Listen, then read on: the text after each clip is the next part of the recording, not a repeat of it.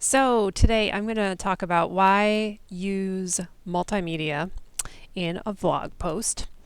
So I'm going to cover some different things that I found from research and also talk a little bit about what I know from my own classroom experience, both in as an instructional coach, as a French teacher, and as a social studies teacher too. So um, one of the areas that we looked at with the course was the National Teacher Training Institute, and with them, they really outlined that it engages students, provides a common experience for students to discuss, and that I feel like right now, especially with students becoming much more um, engrossed in a media-rich environment like TikTok and Instagram and all of the things that are like reels, right? Like it's all video-based YouTube as well. That definitely is more engaging to be able to have that. Um, Matthew Godinius recognized that it like activates part of that occipital and temporal lobe parts in our brain, and that it helps reinforce the message and it decreases our cognitive load while we're watching something. So it can be helpful to be able to help engage students and to get some of that reinforcement. It's not the teacher necessarily that is hitting on some of those things, and it's in a visual medium. Um, David Dubobais, this seems like he is in the teaching language spectrum like I am. He definitely recommends to preview before showing, both as a teacher, but also preview before showing. An NTTI also said that as well, but preview before showing with your students.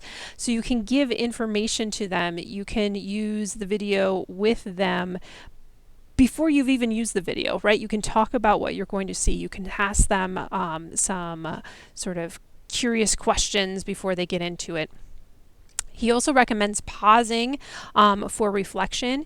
And in my own classroom, in my own experience, I use a lot of Edpuzzle for this if I want students to do this independently for homework or for their own, like I want them to kind of get that check in. Are they understanding some of these bits? And then they get the immediate feedback with that. Canvas Studio is another one that you can use for that individual reflection. But if you're doing it as a large class, it's also great because you can hear multiple things before you actually reveal what you were focusing on for that particular question. He's also talking about narrating over the video using no sound, and this is a component that's comprehensible input. If you are interested in this, it's Comprehensible Classroom is an excellent example of this. Comprehensible input, the idea with it is that you try to give as much language as possible to create a lot of input into the brains, so that way students who are language learners, and even English, like native English speakers are still language learners, but the idea is that you're going to be able to give them many, many more words, many more grammatical structures by doing that, and doing it in a comprehensible way so that it is at their level. So essentially what he's describing, David Dubobais, is he's describing using it as a movie talk. And so a comprehensible classroom describes doing this as movie talks, as well as you take the sound off and you just use whatever is on the screen. So you can talk about what the lab procedures are by watching the entire lab happen from beginning to end.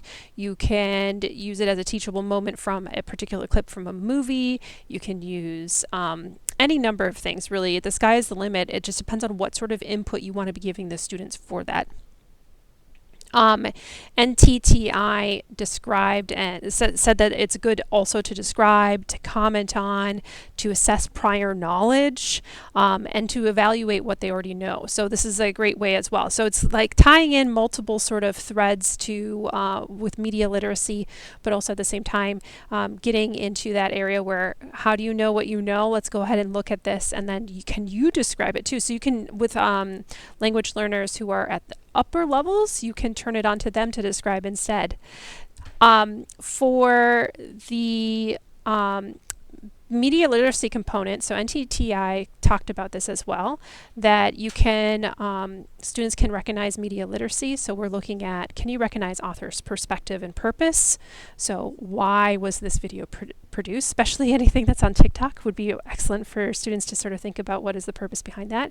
And video production techniques.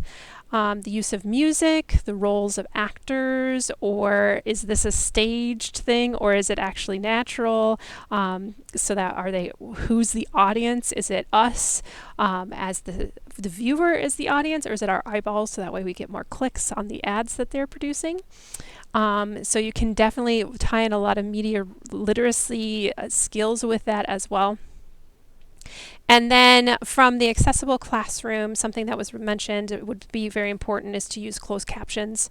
So this helps from a comprehensible input area as well. So in the French classroom, it's really good. But when you are encountering new vocab words, when you're encountering new difficult structures, things that you might not know, especially if we're seeing with some students, they don't have as many words as they would have maybe 10 years ago.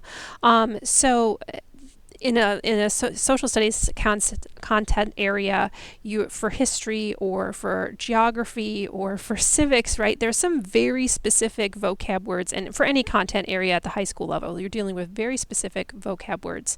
And so supporting that literacy with the closed captions provides the accessibility for all of your students who may or may not be hard of hearing or who have auditory processing disorders, but then you also have that literacy component that is brought in as well. And fortunately, things have gotten a lot easier with auto-generated closed captions, and things have gotten more realistic even within the last 5 years. It's vastly improved in the last 5 years. For auto-generated, the best ones, of course, are going to be the ones that have had a human touch on them, but definitely helpful. So I feel like I use these in all of these different ways. I use them for individual reflection, for group reflection. We pull out different things. I have them notice different things in my classroom, and definitely for like acquisition, for input, I'm using those accessibility features all the time in my own classroom. I'll have links to all of the research that I cited in the video below. And thanks for watching.